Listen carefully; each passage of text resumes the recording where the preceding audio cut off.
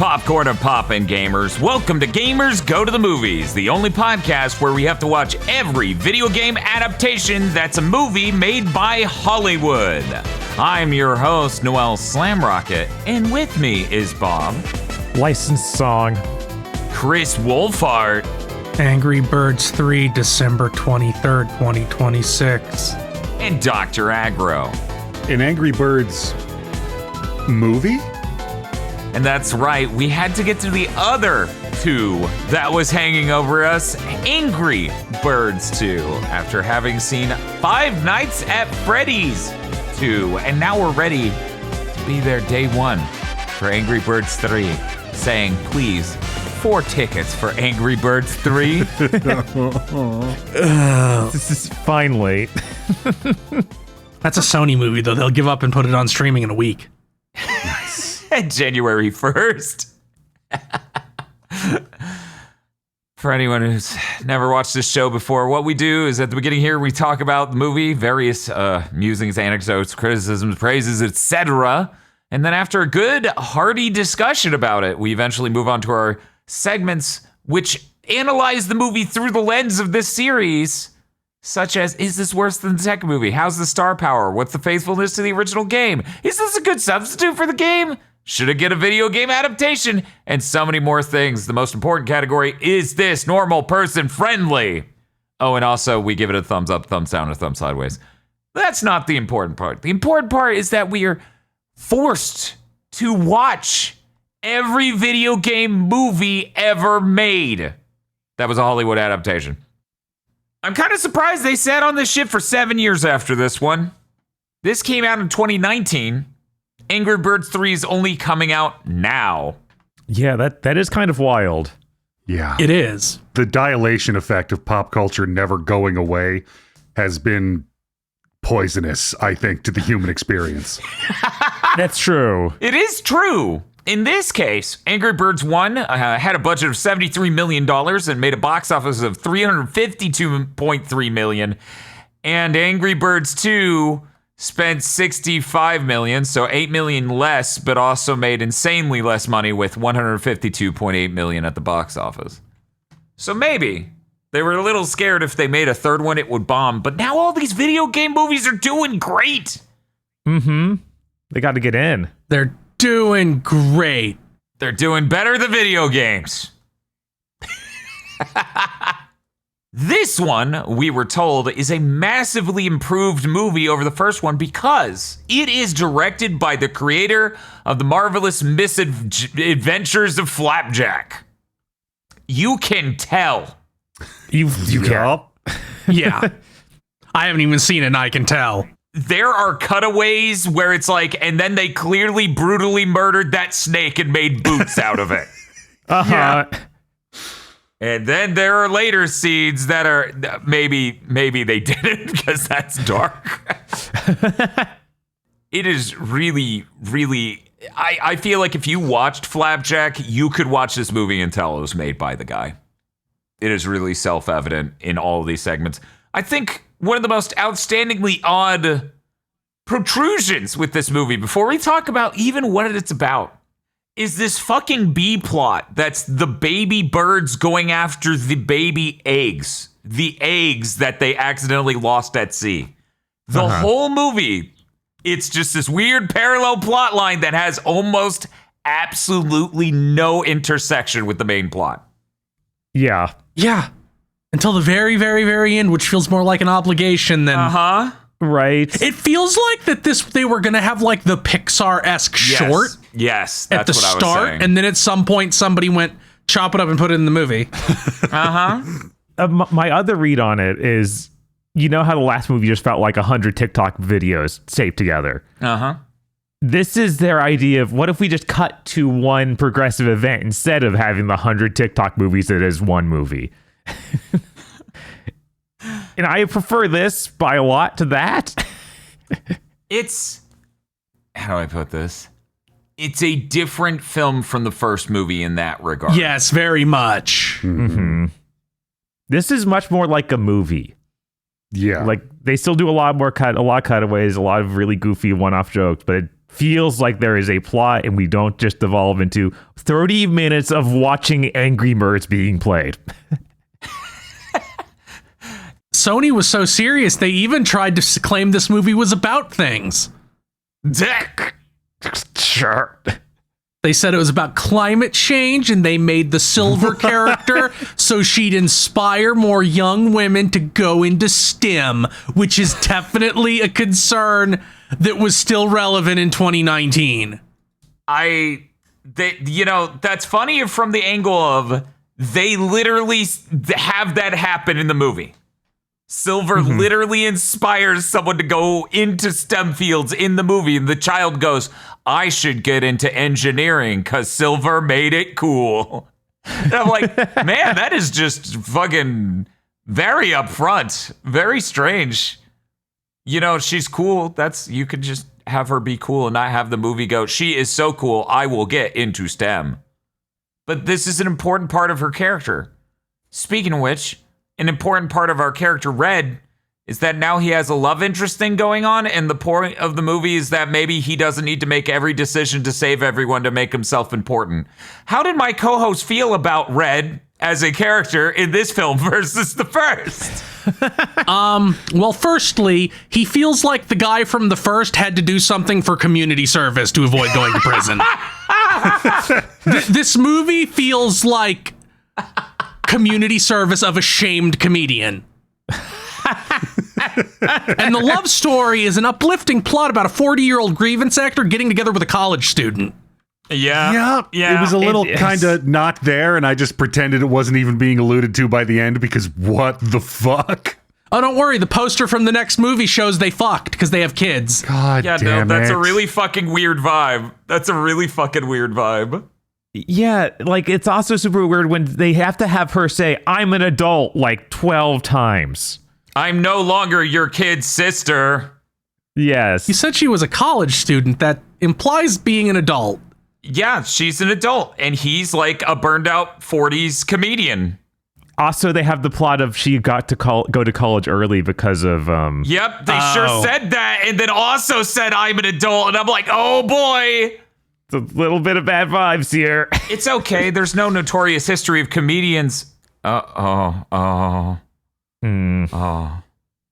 did really love that Red isn't like a better person. No. And that this whole movie is him still, like, he's still outside of social norms. He's still kind of, he needs there to be a constant enemy to society to facilitate him being useful and therefore accepted.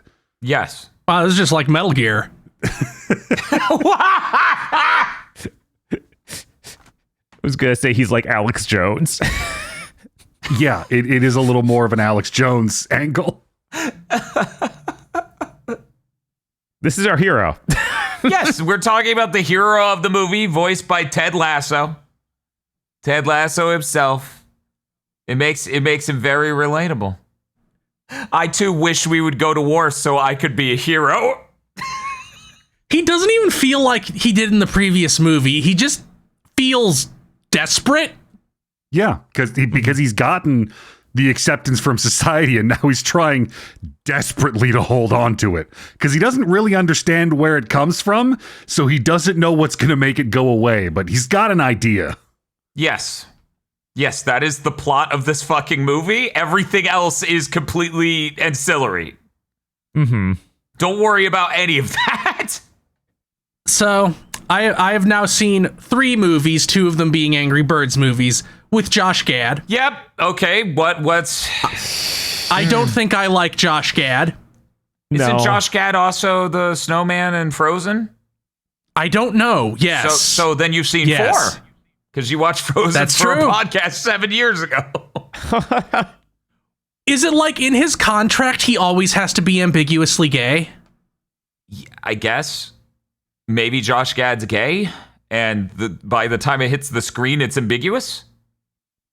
I don't know. Just make for the funniest jokes. Yeah, I lolled really hard. Apparently he is not. He is not and just thinks it's funny, I guess. Okay. Look. People loved him in Frozen. Olaf is a very popular character. Chuck has a kid sister. Not a kid, though. Definitely an adult. That's the important thing. Please remember. It's fine, my dear friend. She can bear children. He fucking said that. Also, for the people who didn't watch this movie, understand there is a whole arc where Chuck keeps getting upset that Red is looking at his sister. He's afraid of Red hooking up with his sister. And I'm like, oh my God, this is another layer of this that makes this a nightmarish. So how old is this bird? Well, the great thing is, like, he's not reacting to that happening. He's preemptively declaring his intention to stop it from happening. They don't have like a romance plot. Everyone just keeps assuming because they are the male and female lead, they're going to get together. Mm-hmm. And then at the end of the movie, right. Red just kind of goes with it because that seems to be what society wants, and him doing that has been working for him so far. Oh. Ultimately, this is a movie about women being able to do stuff. You sound like an executive. That's really what it comes off as, where Red has to learn that women can do stuff. And sometimes you shouldn't just call them a bitch, you should shut up. You should occasionally, but not always, listen to them. Wow. How incredible. We have to violently annihilate the webcomic girl archetype. We need to completely burn it to the ground. We need to kill it so its soul can't re-enter the cycle of reincarnation. It has to be obliterated. I am so tired of it. It is exhausting. It is the worst thing you can write literally always. So there are ups and downs to the next movie. It's got Tim Robinson. That could work out great. But it also has Mr. Beast. Oh, Let me be clear. I do think Angry Birds 2 was a lot better than 1. Okay. Oh, yeah. No, yeah, miles for and sure. miles. For sure. Okay. I'm trying to remember, because we watched this movie so long ago. It's been almost 3 days. I felt like watching it, that the first 20 minutes happened, and then the movie kind of started again.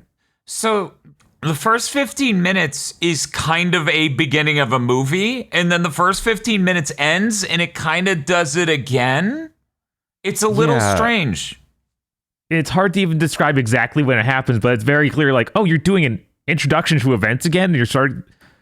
What's happening? It feels like we reintroduced the main characters 15 minutes in. It's like we already did this. What happened? Yeah. We gotta do it again. To the extent that, the very beginning of the movie feels like a direct follow-up to the first movie and being this is where they are now sort of thing. Mm-hmm. That ends, and then we do we're getting a team together, so we're doing new intros for them. And that's also kind of weird to do after that first thing. Right. It feels like there must have been weird writing decisions going on. Yeah. Between that and having the weirdest way for the B plot to intersect with the rest of the movie. Yeah. Delightful fucking vignettes with those baby birds. It really does strike me as this was the intro short that we integrated into the movie. Possibly for contract reasons, possibly because we thought it would go better there, or no one likes the intro shorts anymore. Who fucking knows what executive where did what and for why? Right. I think that was honestly probably some of the best stuff in the movie. Yeah. Yeah, that was very funny. I think not having Red in the movie really helps the movie, and if we had more of that. Well, I'm sorry, 70% of the poster for the next movie is just Red, so what are you gonna do? Mistakes were made. Mistakes were made. Bob, when you look at this poster for Angry Birds 3. Okay, let's see this. How does that make you feel? I don't like this. It's just gonna be about him hating his kids, and then at the end he learns not to hate his kids. Yep, I know. Right? And I don't want to watch that. Just I see a girl child holding a cell phone and think, that's a couple hours of my life I'm not getting back. That he's gonna learn not to hate his kids when they also get angry and go apeshit at something. That will be the climax of the movie, at which point he will learn that his children are just like him, which will make him hate them in a different way. Yes. He'll be proud of them because they got mad. Come and learn to just try and enjoy generational trauma instead of dealing with it. So I in this movie, the one we watched already, I liked all those gags where they were going around in the fake eagle outfit. That was some good stuff. Oh, God. Yeah, there was some funny stuff in there. This movie has the funniest scene that's ever occurred in a bathroom. Easily. Yes. As our horrible, nightmarish, animatronic fucking eagle mech needs to try to get a badge off of the waist of a security guard. It's that Mission Impossible film where they beat up Superman in a bathroom. It's been usurped. This is the greatest film ever, film scene in a bathroom of all time. It's way too fucking funny how horrific the movement and faces of that bird is. God, he like swallows a tooth and they have him spit the tooth out later. It is astonishingly violent. Yeah, it's great.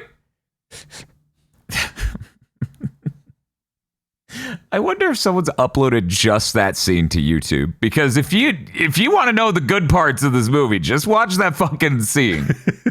Yeah. It was so weird watching this movie after the first one, because it's like a movie.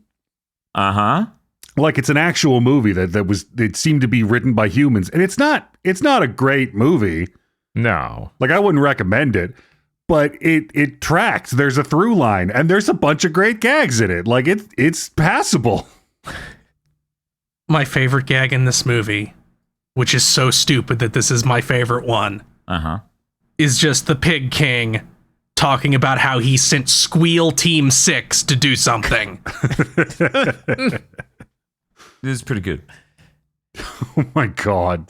Right before that, Red lying on the floor of his house, letting popcorn kernels fall out of the pot into his open mouth, and then pouring in the melted butter and shaking the salt directly into his mouth. Listen, I'm a fat piece of shit. That is the most disgusting and vomitous thing I have ever seen. I laughed so hard. I was like, I wonder, should I? No, not for a moment. I thought, oh, I can't. I couldn't. I thought the pig gadgets were funny, except for the snot one. That one was not. No, every gag with the pig snot is terrible. Yeah, they kept hammering down on that one. But yeah, back that popcorn scene, that really is just another level of, like, it feels like the fidelity went up in this, and it let them depict more horrifying stuff like that to comedic effect pretty well, honestly. I wish I had a favorite scene like a favorite joke that wasn't the bathroom scene. It does too many fucking hilarious things in a row. Normally I hate when a movie's like, we're going to the bathroom and it's going to be funny. Every time it's horrifying, but this is a fucking nightmare scene where this animatronic, they can't pilot it correctly, so it's smashing its fucking arm into the divider between the urinals while the other guy's trying to piss. It's just way too funny with way too many gags like that in a row. It is my favorite scene in the movie, probably. It really helps how horrifying this fucking bird looks. Yes. Yeah, no, it's a nightmare to just look at it, even.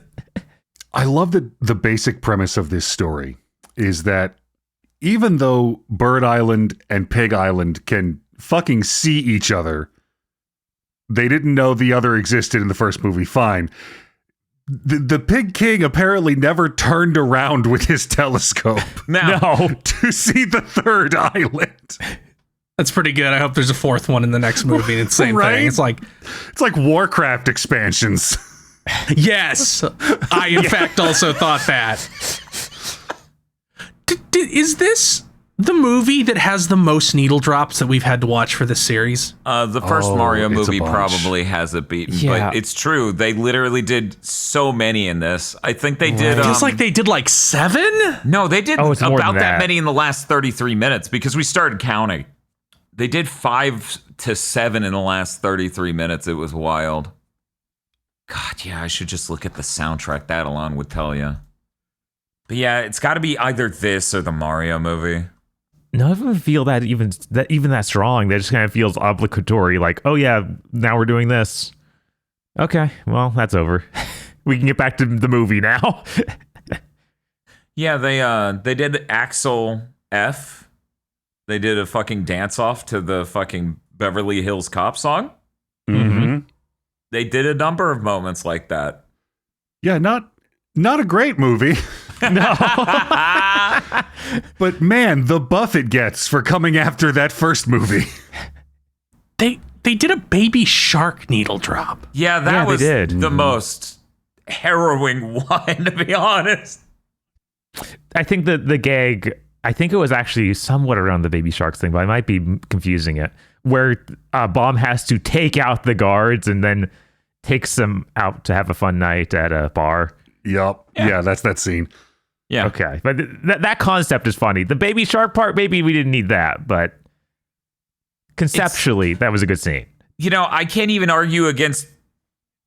Like, it makes sense cosmically for the Angry Birds 2 movie to have the baby shark song. I just wish it didn't. Like, I'm not going to say it doesn't make some level of sense, but Jesus. Oh, man. I think the most Angry Birds 1 scene in this movie is when they all get on the sub to leave for Eagle Island. Mm-hmm. And then we just cut to the interior of the submarine and they're singing opera. Mm-hmm. Yeah, that was weird. And then that ends. And then we're just on to the next thing. Yeah, that was the most... You could remove this and nothing would have happened scene in the movie.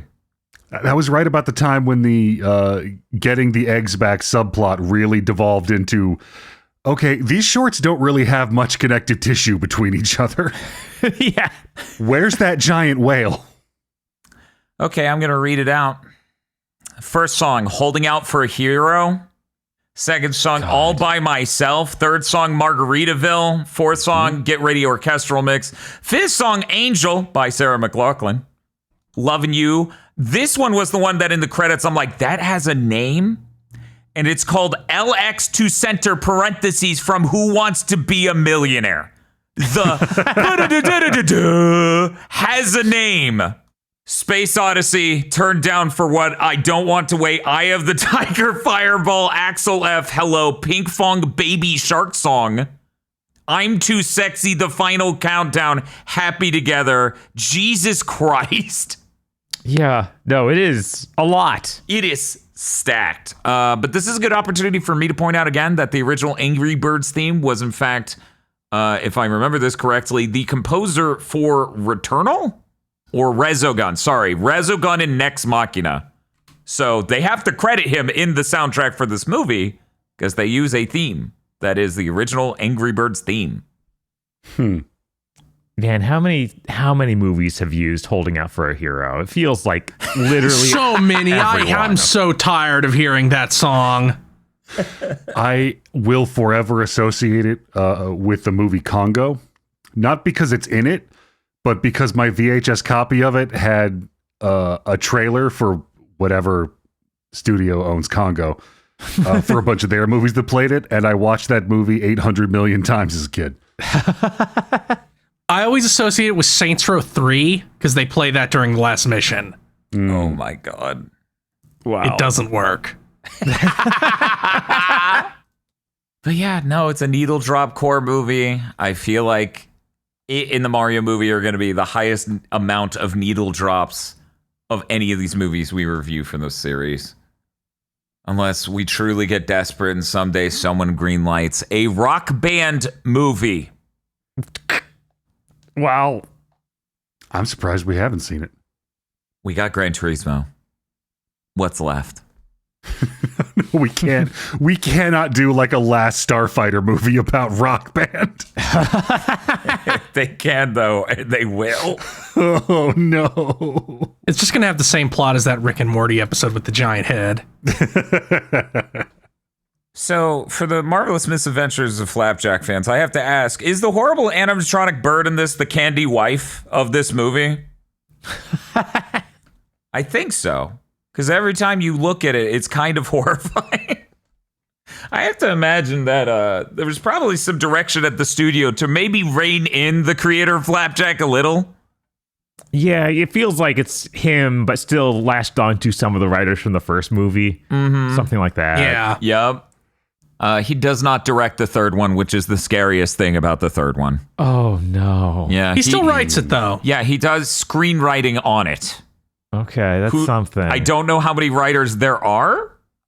And the director of that one directed a bunch of animated stuff and was also co-director on this. So maybe it'll be okay. It won't just regress back to Alex Jones. Anyways, did anyone else have any other scenes to bring up or anything else before we move on?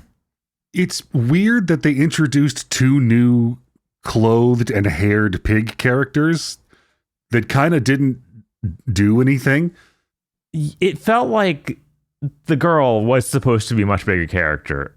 Mm-hmm. I don't know why they introduced their weird version of Q. Like, that didn't feel like they had anything for him. Well, that was for one scene that would be funny. Yeah, like the gadget scene, cool. And then he came on the mission for some reason. Yeah, right? That was weird. Look, they needed the new girl pig character because that's Aquafina, and we need to have Aquafina on the fucking movie poster. And this movie is about girls doing some stuff. Not much, but some stuff. I really like at the end where they're like, yeah, Red learned to share credit, and we all did it as a team. And I'm like, I watched the movie. He barely did shit. That's true. He had the emotional growth, allegedly. Yeah, but he is the most normal white man, so we needed him to center the group so they could actually get credit. Yeah, he's the leader because he's the most normal white man. Wow. Okay.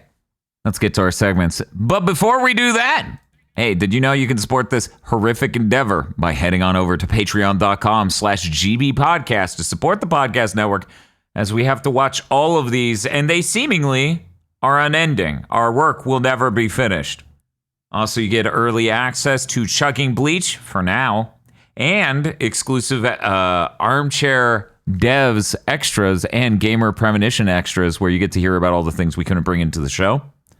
And also, you get to watch the movie Isolation 119, an actual film about a man going to Thailand to figure out the harming or murder of his brother in Thailand. That's patreon.com/GB podcast. I'm pretty jazzed that the Rotten Tomato for this is much better than it was for the first one. Rotten Tomatoes on the first one, 44. Rotten Tomatoes on this, 72. Oh. Yeah. They realized it was a movie. I'm just surprised. First category. Do you give this a thumbs up, a thumbs down, or thumbs sideways? As a reminder, for the first Angry Birds movie, it got 3 downs and 1 sideways. We're going to start this with Chris. Chris, what do you think? I'm going to give this a thumb sideways. I probably wouldn't recommend it, but this is a perfectly acceptable kids movie. They didn't screw it up. Aggro. Yeah, thumb sideways. It's not bad. Bob. Yeah, sideways. There are some scenes that were enjoyable, and it's not just a complete pain to get through it. So, it's like fine. I could imagine a world where I move up from my sideways to a thumbs up, but I feel like the highlights of this movie, the funniest scenes, they're available on YouTube. You could just watch those. The entire bathroom scene is there. I'm sure all the vignettes involving the baby birds has been compiled there. You do not need to see the rest of this film. So I'm going sideways on this. Given our completely neutral feelings on this, is this movie worse than Tekken? Seems like a pretty easy sale. I'm going to say no. Bob, what do you think? Yeah, no. It's not even close. Chris? Not even close. Aggro? No. Up next, our star power. On a scale of 1 to 5, we rate how the star power of the film appears to us. I'm going to go ahead and put this at a 4 because the only way I can see it going higher, you need the super celebrity. You have a shitload of celebrities in this, right? You have your Peter Dinklages, your Jason Sudeikis. It's just a really stacked cast of, on paper, famous people. But none of them are a Tom Cruise. But I think this is a very high 4. Agra, what do you think? I think I'm going to keep it at a 3. I don't think the additional cumulative minute of Aquafina pushes it any higher than the cast that was already here. But you saw it on the movie poster and you went, I love Aquafina. I gotta go. More of a Dasani guy. I see. Bob, how do you feel? Yeah, it doesn't feel like it does enough to move the needle, so I guess I'm also sticking at 3. Like, I'm sure Aquafina is big, but I don't think anyone else that they added for this is, like, huge. They have the lady from the Ghostbusters reboot. Mm-hmm. Cool. I think she's been on SNL, so it's not big star power. Leslie Jones, that one, yeah. Wait, did you say not? Because, Bill Murray's been on SNL. Yeah, but he was on SNL back, when that was okay. But yeah, no. Chris. Yeah, I'm going to go with 3 as well. I don't think there's anybody super huge in this movie. Maybe feels less stunt casted than the previous one, possibly because it had more of a consistent characters and not 800 randos. I see. Well, the next category is faithfulness on a scale of 1 to 100. Obviously, we are all experts of Angry Birds. I'm just going to shoot in the dark 80. Aggro. I mean, there are a bunch of birds flying in slingshots, but not at pigs this time. So I think I'm going to have to give it like a 55. Bob? Yeah, unlike the first movie, this doesn't devolve into them playing Angry Birds for 20 to 30 minutes. So it's like, it's not even close. If I have compared directly to that one, it's probably like a 50. Damn. You know what? Maybe you're right. Chris? Yeah, I'm also going to have to give it a bit of a 50. It doesn't have, like Bob said, it doesn't have the 20 minutes of just playing Angry Birds. You know what? I think you're all right. I think my completely random number was, in fact, completely random. I think I'm going to rein that back in because, again, the Angry Birds-like actions of this movie are literally 5 to 10 minutes. Mm-hmm. And even though it does have a cast of characters that obviously reflects the fucking games, that isn't the totality of what the score is about, as shown by our numbers of scores in the past. I'm going to be a fucking piece of shit and just go 60. Would you say this is a valuable substitute for the game? Is this valid as its replacement for playing the game, Bob? Because it's no longer just watching Angry Birds put on a television, no, it is no longer a valid substitute. Yes, because I also would leave my kids watching this in the back of a van to keep them busy on a trip. Chris. Yeah, no, this is not a replacement at all. Angry Birds 2, because there is a 2, could keep your kids entertained far more than this movie. Hopefully this isn't one of the movies they picked to watch 800 times. It feels designed to be that, though. Doesn't mean it'll become it, though. Aggro? I would say that yes, in function they are identical. Would you like to kill a little bit of time without having to invest yourself heavily in the process? Should this have gotten a video game adaptation? Is an interesting category this time because technically it did for the PlayStation VR 1. What? Yep. What? There is an Angry Birds 2 movie game for PlayStation VR 1. You're lying. It is called The Angry Birds Movie 2 VR: Under Pressure. There's also an arcade VR game called The Angry Birds Movie 2: Prank Attack VR. Oh my god, because the opening with the pranks. Jesus. One moment. I don't even... I can't remember that. It's gone. Yeah, they're doing Angry Bird stuff at each other at the very beginning of the movie, and they're like pranking each other by showing stuff to their individual islands, and that's what Red is saving the island from, these pig pranks. Right. Okay. So do we talk about the idea of fully adapting this back into a normal video game instead of a VR game? What do we do here? I guess we say yes, because they did it. True. Do we get to judge if it's okay for them to have done it? I don't know. They did do it. So should they have done this thing they did is what you want to change the question into, I suppose. It's such a weird thing to exist. It is. Sony, being the people who makes the movie, gets to force them to do the thing that makes no fucking sense. The more you know. They made it into a video game. They adapted it to a video game. Sure, it makes sense. Why not? What's going to slow you down in this movie about that? Anyway, Bob, what do you... I guess they did it, so we have to just accept that they did it and say yes. Okay. Chris, do you agree with this notion? Yes, that's also my stance. Okay, should they have made this an FMV video game like the Sega CD? No. You don't think you could play scenes in this movie and have them push directions to baby shark do do do do do do baby shark? I get. You know what? Yeah, not an FMV game. Yeah. You could probably have made this some bullshit rhythm game with all the needle drops. Just have all of those. You know what? No, it could be an FMV game. It's just those scenes, and you have to press directions to keep the video going. Okay, so you're there with me. I am also going with that. There are so many needle drops and dumb moments. You could easily just play and have button pushes. Agra, what do you think? No, they shouldn't have. And they shouldn't have made the game that they did make. The only acceptable way to turn this movie into a video game is to do like a PS1 early 3D licensed game where you have an inexplicable gun that shoots the hatchlings. And all of the scenes from the movie are cutscenes that are bit crushed to death and you can barely understand the audio. I uploaded the Angry Birds 2 movie to Newgrounds, but said it was a game I made.